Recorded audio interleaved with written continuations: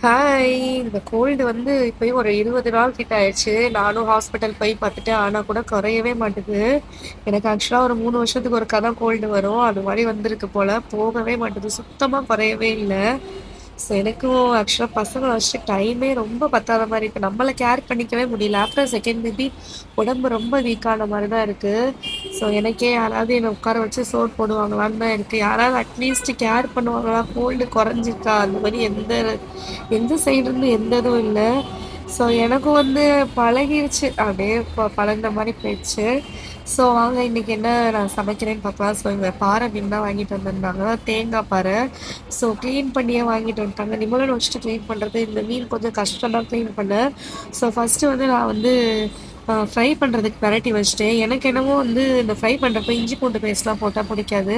மிளகாத்தூளும் வீட்டில் அரைச்ச மிளகாத்தூள் போட்டுக்குவேன், அவ்வளோதான். அதுவும் உப்பு போட்டு வச்சுக்கிறது. ஸோ நெக்ஸ்ட்டு நான் குழம்புக்கு தான் ப்ரிப்பேர் பண்ணிட்டு இருந்தேன். குழம்புக்கு ஃபஸ்ட்டு தேங்காய், பூண்டு, சீரகம், தக்காளி போட்டு ஃபஸ்ட்டே அரைச்சிட்டு கடைசியாக தான் வெங்காயம் போட்டு அரைப்பேன். அப்போ தான் அரைக்கும் நல்லா. ஃபஸ்ட்டே போட்டால் நல்லா அரைக்காது. ஸோ குழம்பு வைக்கிறதுக்கு தேவையான அளவு கடலெண்ணெய் ஊற்றிட்டு அதில் வந்து வெந்தயம் பொரிஞ்சோடனே வந்து நான் அரைச்சிருக்கோம்ல இந்த பேஸ்ட் எல்லாத்தையும் போட்டுட்டு கொஞ்சமாக காஷ்மீரி மிளகாத்தூள் வேணும்னா போட்டுக்கலாம். கொஞ்சம் கலர் கொடுக்கும் குழம்புக்கு, அவ்வளோதான். அப்புறம் அம்மா அரைச்சி கொடுத்த மிளகாத்தூள், மஞ்சத்தூள், உப்பு, இவ்வளோதான். சிம்பிளாக தான் குழம்பு. புளி கொஞ்சமாக கரைச்சி ஊற்றிக்குவேன். ஏன்னா தக்காளி போகிறோம், கொஞ்சம் பார்த்து புளி கரைச்சி ஊற்றிக்கிடுவேன். ஸோ அதனால் நல்லா கொஞ்சம் அந்த எண்ணெயிலே வதக்கி விட்டுறது, அந்த தேங்காய் ஸ்மெல் போகிற அளவு.